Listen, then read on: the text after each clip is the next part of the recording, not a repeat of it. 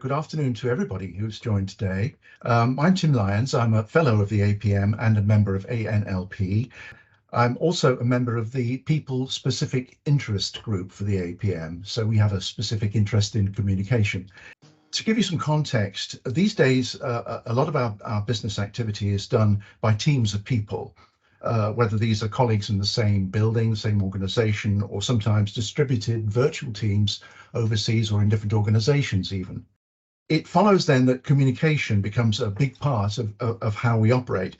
Indeed, one of the critical factors that cause projects to fail is when communication is poor or ineffective. So today we're looking at a model that can perhaps make a difference by looking at our language and communication, how we do it, and make it a little more effective. The model we're looking at is known as the NLP Communications Model, and more about that in a second. But first of all, I just wanted to give you an idea of what we're expecting today. We're looking at the NLP Communications Model, which is to do with deletions, distortions, and generalization, and how these affect communication. We're also going to be looking at how DDG, as we call it, can be detected, used, and challenged within a business communication environment. And then we'll be looking at some examples of where DDG can be found and used in specific areas of project management. We'll also be asking you, our audience, for your experiences of DDG in a project environment. So let's first of all meet our panel. I'm very pleased to say today we have Jeremy Lazarus, Dianne Lowther, and Paul McGowran with us as our panel. Each of them experts in their own field. They are trainers or master trainers in NLP, and all of them have some experience in the world of projects in different areas. You can see some of their background on the screen, and of course take a look at what their background is if you want to. But first of all, for our first session, I'd like to say a very big welcome to Jeremy Lazarus. Jeremy is going to be a guide on the background to the NLP communication model. So Jeremy, why are we talking about this today? What's important about this model? So hi everyone. There are four main reasons why this topic is so useful for you. You understand yourself and other people even better, both at home and in the workplace. You'll be able to communicate even more effectively and with greater clarity, avoiding some of the miscommunications which occur when people are communicating. You'll be able to ask important questions to understand what people really mean when they're communicating. And ultimately, better communication leads to better results. So those are the, if you like, the key reasons. And let's now look at the model itself. So here you have a human being, all 8 billion of us. Whether you're male, female, old, young, black, white, I'm Jewish, Christian, Muslim, English, Japanese, all 8 billion of us. And we take in information through our 5 senses. The information can be events that happen or just the information that we perceive through our 5 senses. And it goes into the mind or the brain, if you like, and we filter that information.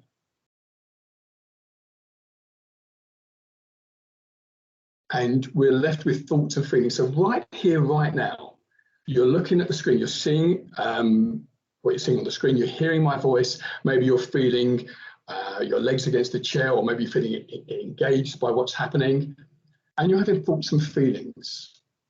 Hopefully you're thinking, this is useful, I'm going to learn a lot, in which case you'll be feeling engaged, curious, motivated to learn.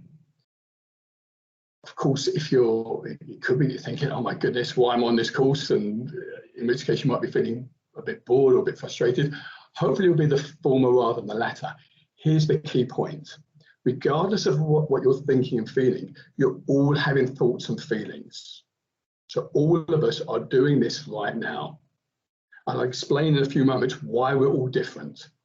We're all having thoughts and feelings, and ultimately our thoughts and feelings lead to our behaviors and our actions. So here we have 8 billion of us all doing this. So in one way we're the same, and yet we're all different. So let's look in a bit more depth at some of the reasons why we're different. So going back to this model, so it's been estimated that anything from 2 million to 100 million bits of information that we perceive through our senses at any given second. So what between 2 and 100 million bits per second.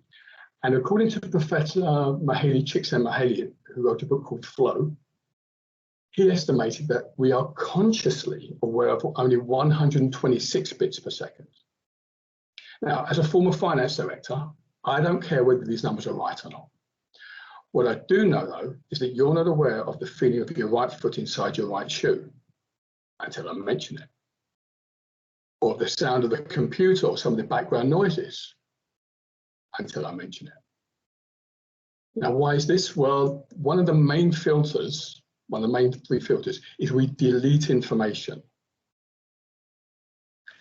And this is not good, bad, right or wrong. It just is something we do. I think psychologists have said that if we were simultaneously aware of everything that was happening to us, we would be in information overload. We wouldn't be able to cope with this. Now, from a project point of view or communication point of view, this is not good, bad, right or wrong. It's just what we do. If we know that people are going to delete information, what it does, it gives us a chance to enforce or to repeat or to emphasize certain key bits of information. So if something is really important in a project or in a meeting, my tip would be to emphasize or repeat it. The next filter we want to look at is distortion. So distortion is where we perceive something and we interpret, or in many cases, misinterpret that information. For example, let's say it's Monday morning. You're standing by your coffee machine in the workplace, assuming you're working in an office rather than at home.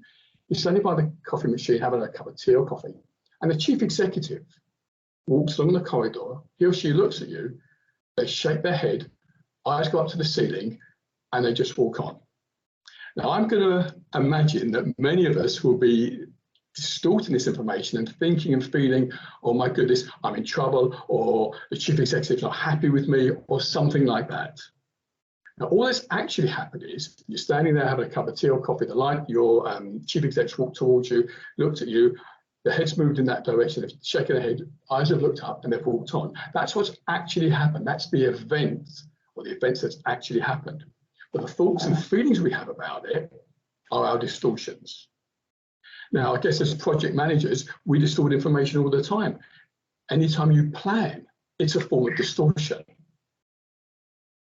So this is not good, bad, right or wrong. It's just what we, as all of us, all 8 billion of us, do this.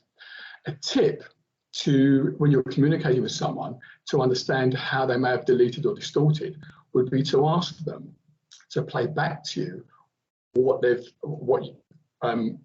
think you've said to them, so that you can make sure that you've communicated everything you intended and haven't missed out anything important.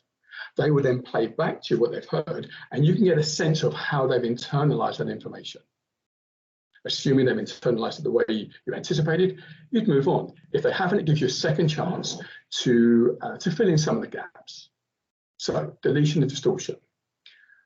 The third main filter is generalization.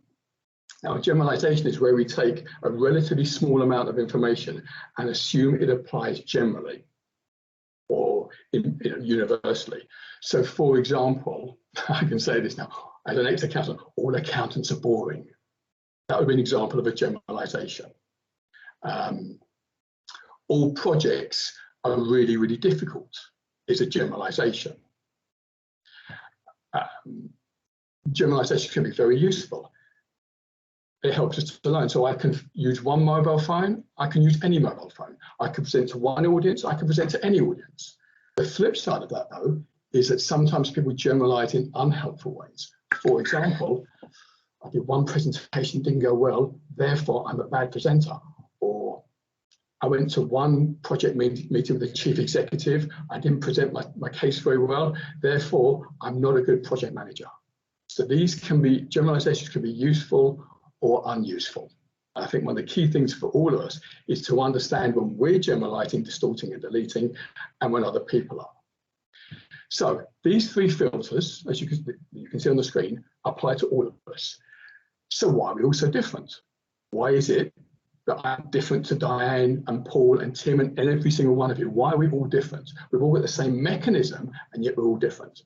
Well, let's look at in a bit more depth at some of the filters, the way that influence how we delete, distort, and generalize. And you can see some of them on the screen. So let's take them briefly in turn. Values. Values are what's important to us in any given context. So for example, if you're having a conversation with two people, two stakeholders, for example, if for one of them, what's important is efficiency, and the other one is what's important to them is being kept informed, it may be that if you're very efficient but you don't keep the other person informed, that even though you've done the same behaviors to both people, they will respond very differently because they have different values. And we could spend a whole session on values. It's incredibly important filter, but that hopefully gives you just a flavor of the impact that values have on the way we communicate and perceive information. Similarly, beliefs. Beliefs are those convictions or those ideas that we believe, that we trust as true. Now, one of the things I've found over the years is that when other people have opinions, so when other people have beliefs, we call them opinions, but when we have a belief, we call it the truth or the facts or the way things really are. So I think it's useful to be mindful of other people's beliefs and what's important to them, their values, about the project you're working on. Language. Now, again, I could spend days talking about language. Let me give you just a couple of examples. If we use the one word, but, so Tim, you're an excellent presenter, but that one word, but, changes the way you perceive the situation. Whereas if I said, Tim, you're an excellent presenter, and here are some things to make it even more effective, then the use of but compared to and will influence the way you think and feel, and therefore ultimately your actions and behaviors to the person who's speaking to you. And the other thing to bear in mind with language, and I think Dianne and Paul will talk about this later, is that our language reflects deletions, distortions, and generalisations. And that's one of the key aspects of what we're doing here. Final point here about experiences. So we've all had experiences in life. Now, if someone's had experiences, prior experiences of projects, and they've gone really well, their thoughts and feelings about the project that you're managing are probably going to be different to someone who's had an experience of projects that have gone really badly. So these are some examples of the factors which influence the way we delete, distort, and generalize, and there are others. What's the so what with all of this? So information comes in, we filter it, etc. The key thing is that our actions and our behaviors lead to the results and outcomes that we produce. So this is why this is so important, why this model is so important. Tim, I think that's pretty much everything I want to say at this moment. Is there anything you want to say or ask? No, that's great, Jeremy. Thank you very much. That's given us a good overview of the way this model works, and it's running all the time in it. So that's one of the points you make. You can't not do this. So it's kind of part of our operating system in a way. Yes. Okay. For now, Jeremy, thank you very much. We'll move along as we'd now like to talk with Dianne, who's going to give us a bit more insight, information, and so on how we can use DDG, how we can detect it, and sometimes even possibly challenge it, possibly within ourselves, within a business communication environment. So Dianne, let's hear what you've got to say on this. What's your take on this model, please? Thank you, Tim. Good afternoon, everybody. So as Jeremy said, this is something that's absolutely fundamental to what makes each person who they are, because each one of us has unique filters. And the interesting thing about the way that people communicate and the words that they use is that you can regard those as kind of little windows onto the way that somebody filters their reality. And so if you pay attention to the words and the phrases that people use, sometimes that gives you some really useful clues about what's going on in that person's head and, you know, what they're thinking, how they're feeling, and therefore, you know, how you might need to treat them in order to get the best out of them. So So what I've done is I've put together a few examples of each of these types of filters. So let's start with the deletions. So obviously, a deletion means that something is missing, something's unspoken, it's assumed, or it's just completely ignored. Now, technically, there are lots of different sorts of deletion. I'm not going to go into all the different labels and everything because, frankly, we don't have time, and I have a tendency to go into a lot of detail. So I'm going to keep this as sort of headline focused as I can. So I've put there some examples of things that you might hear in any workplace. Communication is poor, there's no direction, oh, they won't go for that, I'm not impressed. These are the sorts of things that people say in everyday conversation. And as Jeremy said, it's not right or wrong, it's not good or bad, it's just how it is. And if we didn't delete, distort and generalise, it would take forever to express even the simplest idea. So of necessity, what we actually say is just a tiny fraction of what's really going on inside of our heads. So if you suspect that your communication is poor, that something's going awry between you and another person or between you and a whole team of people, then the first thing to do is to listen to what people are saying and ask yourself, well, what's missing? So what is the person not making explicit here? And it's very easy for us to assume that we know what somebody's talking about. So you take that first example, communication is poor. If you just come off a phone call or a Zoom call or whatever with a client who is not actually telling you really what it is they want, they're sort of in that I'll know it when I see it frame of mind, and we've all been there, haven't we? And then one of your colleagues, team members, is having a little bit of a grumble and they say, oh, communication's poor. You might assume that what they're doing is they're talking about the communication with the client, but in actual fact, they might be talking about communication in a totally different area of work. They might be talking about communication within the team. So by pausing and just really paying attention to the words and thinking to yourself, what might be missing here, that often can prompt you to frame a question. Now, sometimes when people talk about deletion, distortion, generalisation, especially in the NLP community, we talk about challenging these things. And I would kind of say that needs to come with a health warning, because it's normal human behaviour. It's how we communicate, is that we don't say everything. We just give a little kind of headline of what's going on inside of our heads. So as soon as you ask somebody to fill in the blanks and give you more information, you're taking them to a level of detail that they don't normally work with. And that can be a bit disorienting, and it can stop people in their tracks. And frankly, it can be quite irritating, especially if you do it a lot. So I would say always start with ask yourself what might be missing here. And if it seems that it would be useful to dig a bit deeper, then frame a question. Do it in a respectful way, because you don't want to irritate people in your quest for more accurate information. So you might say something like, so you're noticing the communication's poor. As far as you're concerned, who's not communicating what and to whom? Or you could say, well, how do you think communication could be improved? That one, you might still need to be clear about who's involved in this communication. And similarly with the other examples on there, if somebody says there's no direction, well, you might say, about what? Or where are you missing direction? Or where would you like more direction? They won't go for that. That's the ubiquitous they, So when you say they, who are you thinking of in particular? Just to dig a little bit deeper. And the I'm not impressed, you might ask by what or by whom? So there's some very simple questions that you can ask just to get a little bit more information when you sense that something is being left out of the communication. Does that make sense, Tim? Okay, so let's move on to the distortions then. Again, there's lots of different sorts of distortion. I've particularly honed in on the distortions that hinge around assumed relationships. And these become interesting when you notice that the assumed relationship between things is questionable, or sometimes you might say it's completely flawed. So again, I've got some sort of common examples. Somebody says, oh, He doesn't ask my opinion, he doesn't answer my questions, he obviously doesn't rate me.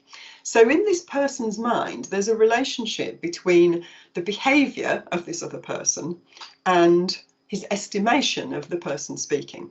Yeah. Now, of course, that's generally true, isn't it? That the way we think about somebody informs the way that we treat them.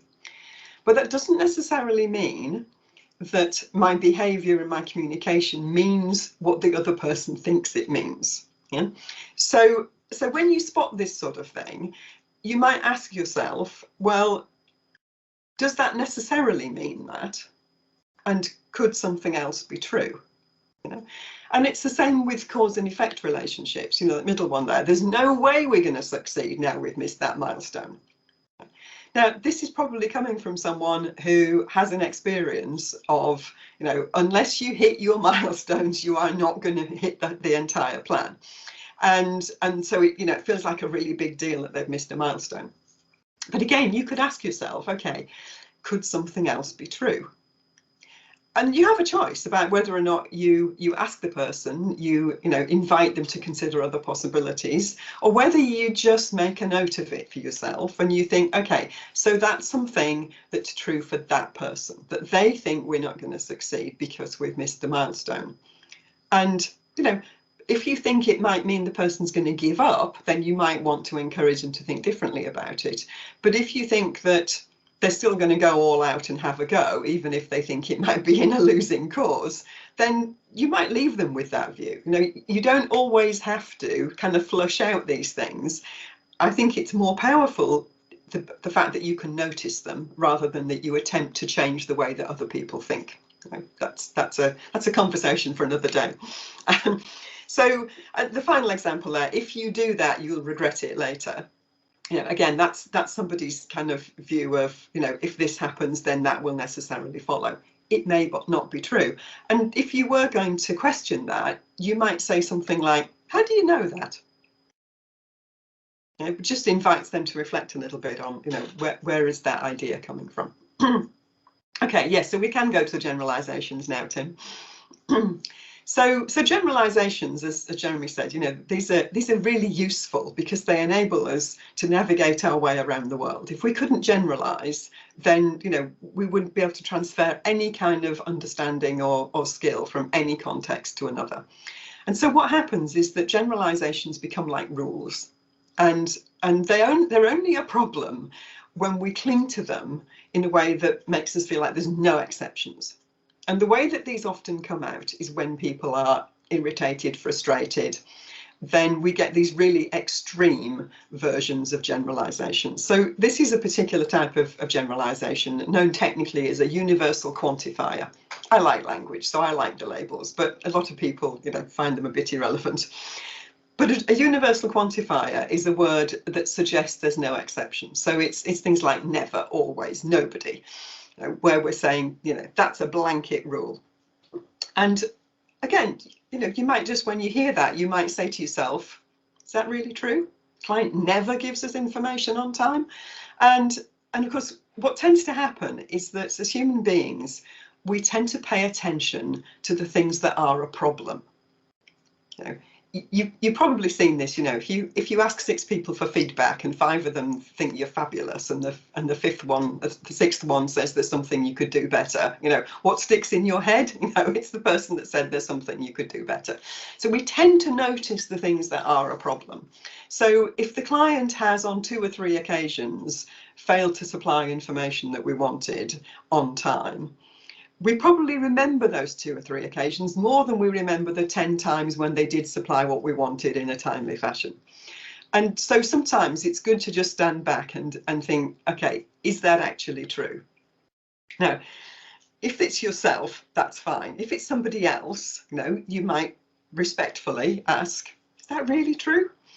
Or there is another way of challenging this. This kind of accepted way in NLP circles is to pick out the universal quantifier, the word that indicates that there's no exceptions, and repeat it back in a suitably incredulous fashion. So the person says, client never gives us information on time. And you go, never? Really? Are you sure they never give us information on time? That isn't going to work all the time with your colleagues. It might work quite well with a family member or someone that you know really well, where you can be a little bit humorous about it. I would caution you against doing that too much with colleagues, because again, it can be quite annoying if people constantly pick you up on these things.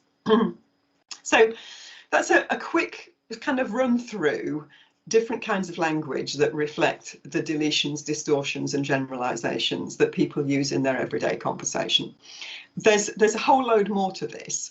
And if you're interested, there's loads of stuff that's been written on it and so on, and we can point you in that direction. I think the thing to take away today is to bear in mind that what somebody tells you is never the whole story. The words they use are just a tiny representation of the richness of thought process and the feelings and experience that are going on inside their head. And so there's always more that they can tell you. If you find the right way to frame a question that doesn't feel as though you're kind of questioning their judgment, because if you get in the habit of saying to people, "Is that really true? Are you sure about that? Can you say some more?" you're very quickly going to lose your friends and colleagues, and people won't want to talk to you. So the thing really is to kind of respectfully invite somebody to give you a little bit more information when you think that it's helpful. And I'll give you one of the phrases I use a lot. I do a lot of work in companies where the first stage would be I go in and meet lots of people and ask them about things, depending on the purpose. Often I work on teamwork. So tell me how the team's working. Tell me what you do well as a team, and so on. And people come out with these wonderful phrases that are full of deletions, distortions and generalisations. And one of the things I find myself saying a lot is, it would be easy for me to assume I know exactly what you mean by that, but just so I'm clear, can you explain? Because then I'm kind of saying it's me that's not kind of doing everything perfectly, rather than you're doing something wrong. So that's probably a good point at which I should pause. Dianne, that's brilliant. That's excellent explanation of how we use that in the workplace. And I just wondered if we could just look at how, for example, diversity and inclusion in the workplace is a bit of a hot topic at the moment. Are there any areas where deletion, distortion, generalisation is applicable in that particular area?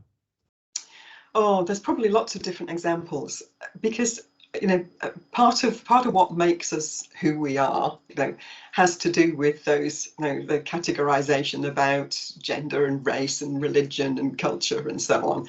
And what you find is that every group will have its own deletions, distortions and generalisations. I can tell you one that comes from the work I've done on gender differences at work. I've done quite a lot of work with women leaders, helping them kind of find a place in a male-dominated world. I work a lot in the tech sector, where we still are finding that women are in a minority. And one of the things that you find if you kind of look into the different ways that men and women approach work, and I'm not saying this is this is a sweeping generalisation. I'm not saying this is true, but it's easy to categorise male and female, and we know that there are people who don't conform to these stereotypes, but nonetheless there are different ways of doing things. And the sort of traditional masculine approach to work is very much it's kind of a game. You learn the rules of the game and you play to win. And kind of the way that men communicate at work is often to kind of negotiate status, to see who's winning, basically. And the traditional female approach to work is more, it's kind of an expression of who I am. It has to fit with my values. And, I wouldn't do something just to win the game if it didn't fit with who I believe I am. And women tend to communicate more kind of, they're interested in sharing experience and learning from each other and sort of building the network. And so often women will complain that their male colleagues don't confide in them and don't share information with them and kind of, treat them kind of, a bit at arm's length. And one of the things I've often said is, you're kind of making an assumption that they're not doing that with you because you're a woman. And actually, the reality is they're not doing that because they don't do that with each other. And you know, so you're kind of taking a feminine model of how to communicate with your colleagues and projecting onto people who don't share the same values and the same assumptions. Does that make sense? It does. Is that a deletion or a distortion, and or perhaps a bit of both? When I that think it's happens? a bit of everything, actually. That's fair. That's a fair point. Dianne, thank you. For now, let's hold that thought, because we're now going to move into the section of this webinar where we are going to introduce our third panel member, and that's Paul McGowran, who's joining us from Cumbria, as it happens. Paul, we're going to talk about a little bit about how awareness of the deletion, distortion, generalization model might be applied in our kind of more project world, whether we're building an aircraft or doing clinical trials, whatever we happen to do. And before we talk about that, I was just going to show, and apologies if this gives you a rude awakening in your lunchtime break. These are some of the things that we in projects tend to find we're dealing with day to day. It's a long list. This is not a complete list at all, but almost all of them require some degree of communication. You can see them all on the screen there. I probably left out loads of stuff, but underpinning all of this is the communication between humans, if you like. Paul, your background is your specialism. One of your specialisms is in team dynamics and how to kind of manage communications within teams. So I'll pass over to you to give your take on what we've heard so far and anything else you're going to add today. Everything I've heard so far is great. It explains how teams work. It explains the dynamics. I want to talk about a particular instance I was involved in on a major project, a construction project. Everything seemed to be going well. There's a generalization there, everything. There was one part of this project which was stuck. It wasn't moving anywhere. And lots of people were scratching their heads, couldn't figure out what was going on. Every time the project team met with this particular stakeholder, there was a lot of friction. There was a lot of energy, there was a lot of emotion, but nothing was actually going forward. I was asked to sit in on a meeting, and I just took some notes about what was going on. And the people from the project team, they obviously had some coaching. They were clear on what it is they were there to deliver, what they wanted to implement, how they wanted to go about doing the work that they were required to do. The stakeholders were largely agreeable to all that, apart from one particular character, one particular lady on this team. When this lady entered the meeting, and they were talking about getting some sort of hoarding along the riverside, this lady suddenly starts distorting, starts generalizing, starts deleting all over the place, and the project team weren't aware of this. Started using things like, this is super duper important. It was actually just an ordinary run-of-the-mill exercise this team wanted to implement, but suddenly it became super duper important. Big time. We're not going to allow this to happen. Nothing's going to move here because we want, ultimately, this lady wanted them to focus on air quality and sound quality, and this team wanted to put a river hoarding up. And what was going on here was this one individual took this objective, took this outcome, and made it mean something much bigger, and used language, emotional language, dramatic language to completely cloud and confuse the issue. And the project team weren't switched on to this use of language. By doing that, they kept on coming away not able to understand what the issue was, because they couldn't get any clarification on what this particular lady, what this particular person wanted them to achieve. They kept on asking questions such as, good questions by the way, such as, what would you have us do? What specifically do you want us to do next? Whenever they were asking good questions to clarify the expectations of the stakeholder, they kept on receiving back distorted, generalized, emotional and dramatic language in response. And that was the point of the challenge. That was the point of resistance, which neither were able to move through. So I've just saw a comment there on the chat. Tom Wolfer said, whatever someone tells you is never the whole story. And I think that perfectly sums up this DDG model. Whenever you're talking to somebody, whenever you get back, it's never the whole story. When you communicate with somebody, you've got to go through this process of DDG, which is effectively you encoding what you want to say in a way that you think the other person will understand. So what you want to say, you encode. The other person receives it, they have to decode it to make sure that they understand what you're saying. And then they give you some sort of feedback to say, yes, we get it. Now that happens with everybody that you're communicating with at any one point in time. So being aware of how you communicate and how you seek to understand that the other person acknowledges that they understand you is what this model is all about.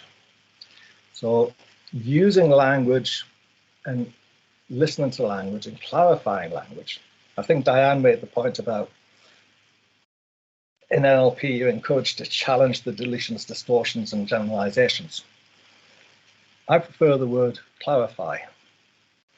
If we can just clarify what the other person is talking about and clarify what their expectation is, you make a lot quicker, easier progress. Yeah.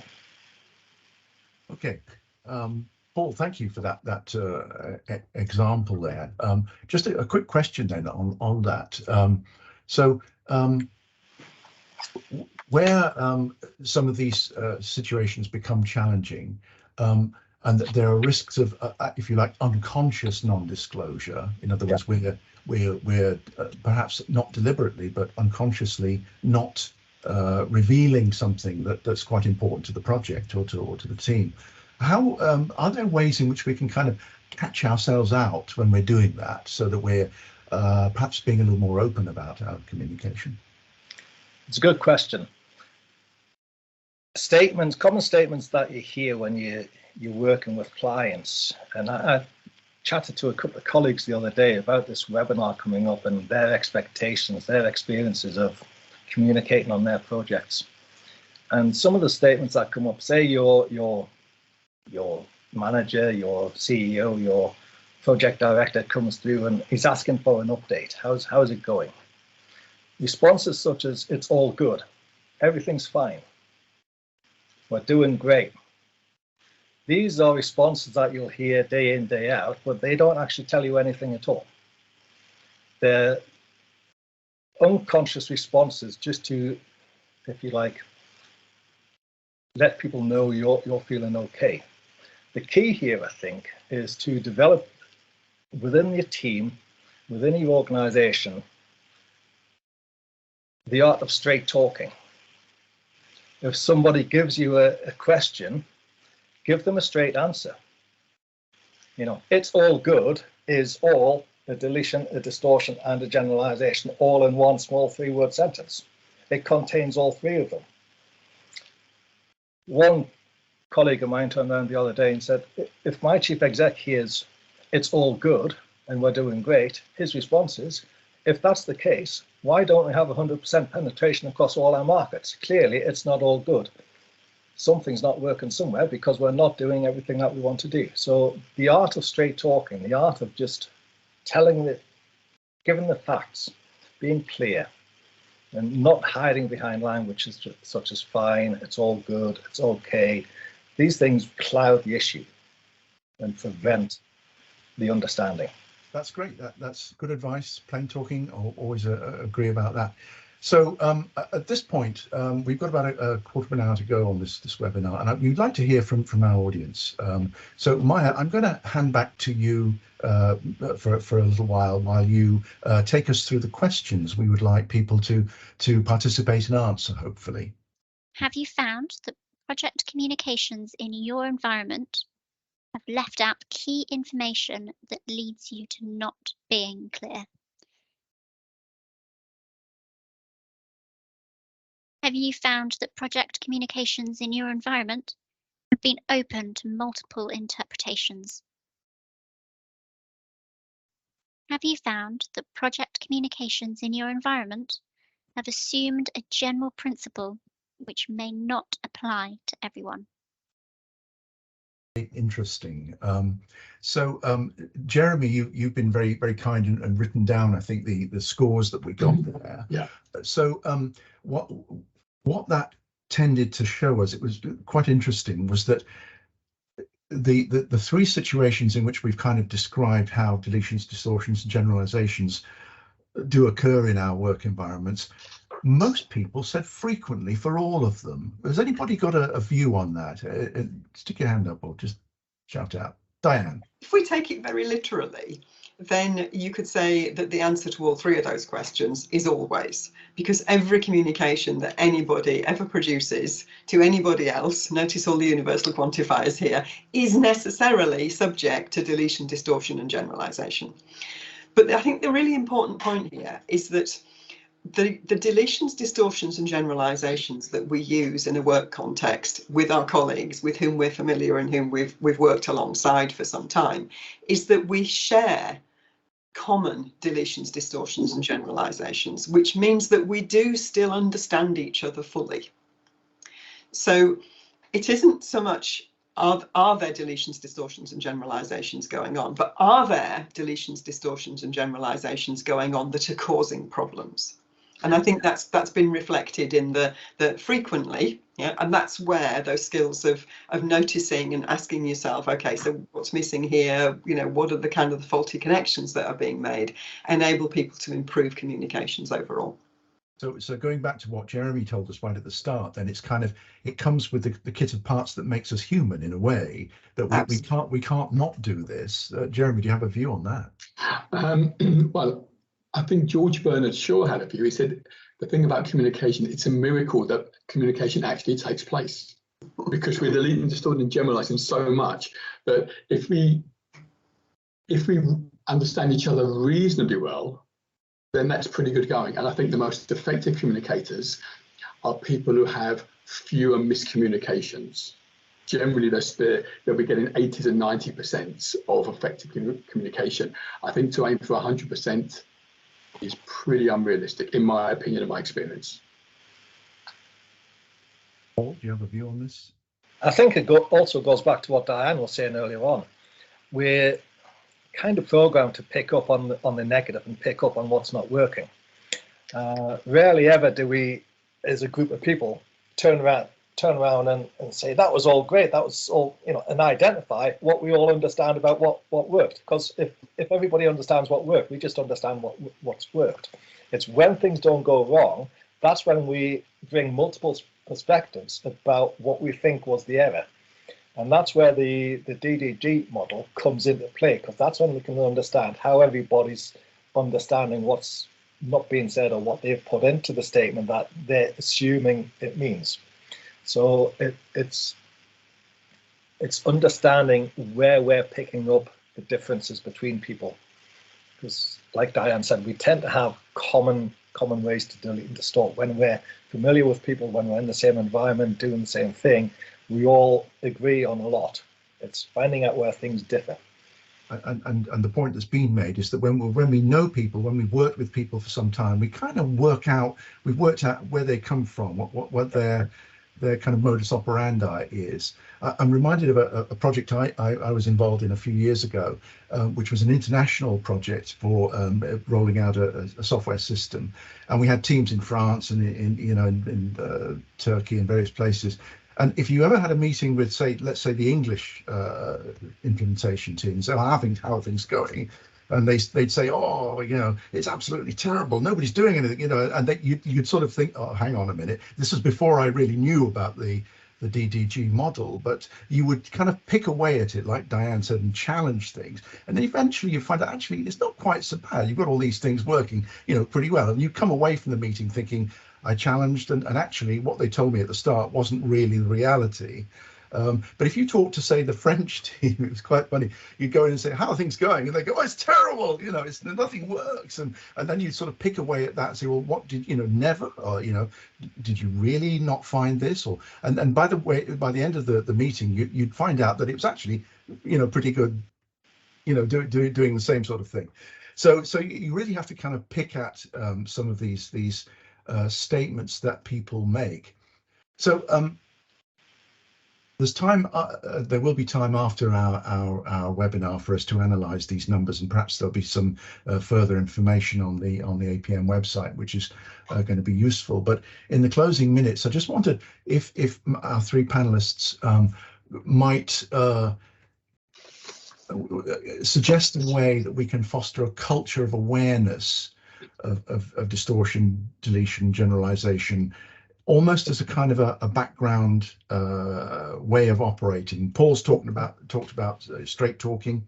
Are there any other things that we can kind of catch ourselves out with a little bit more to help that? Jeremy, you had to. Yeah, just some thoughts. There's often some very small words which have very big meanings. So when you hear words such as or we, or this and they and it, sometimes it's worth clarifying what's actually meant by we, us, you, it, they.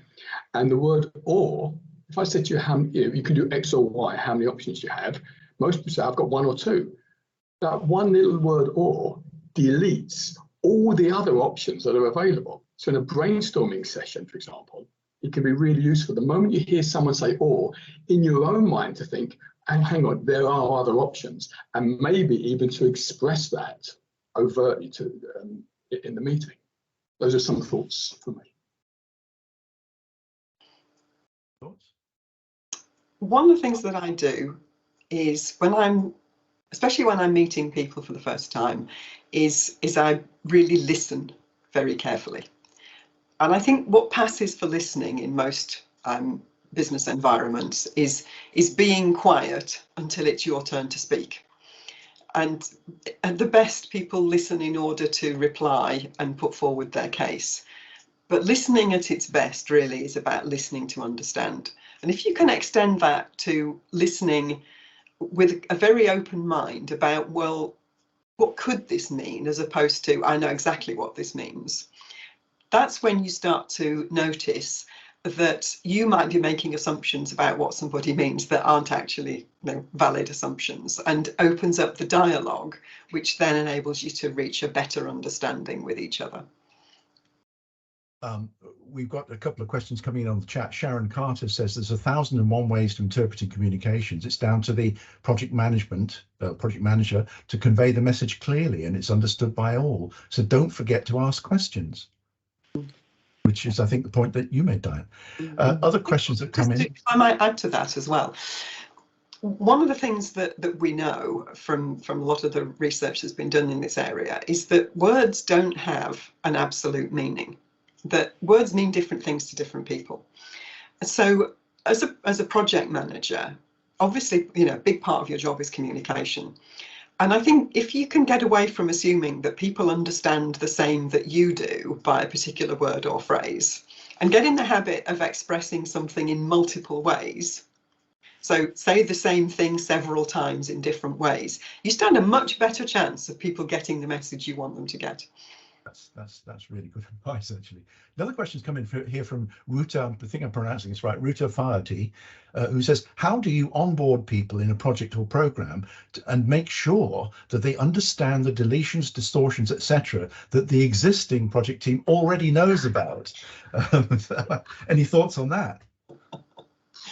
Oh. How do you know the other team, the rest of the team are aware of the deletions, distortions, and generalisations? Is that, is that in itself part of the issue?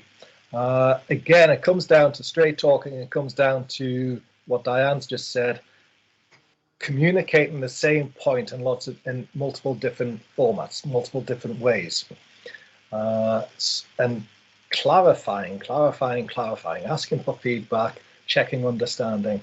One of the key things I've picked up in all the work I've done on different projects is when you go into the project offices and the teams, people are generally nice. People are nice. People want to be polite and people want to be respectful of others.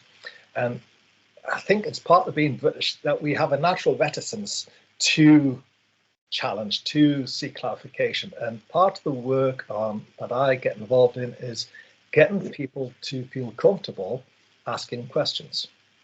Great point. And just checking things and just understanding that they understand what's actually being said. And it's just getting this open communication flowing across the team, which can help in Rita's question there. And that picks up Christine Metcalf and various other people have said questions logs, write them down. Always a good thing to do. Other people have said the ABC of policing. Assume nothing, believe nobody, check everything. I mean, that's perhaps a tough way of dealing with it. But anyway, look, we're nearly out of time here. My great thanks to the audience for taking part today, to Dianne, Jeremy and Paul for being our panel today. You can find out where to contact Jeremy, Dianne and Paul should you need any further help from them. Their contact details are there. Thanks very much again to everybody, and see you next time.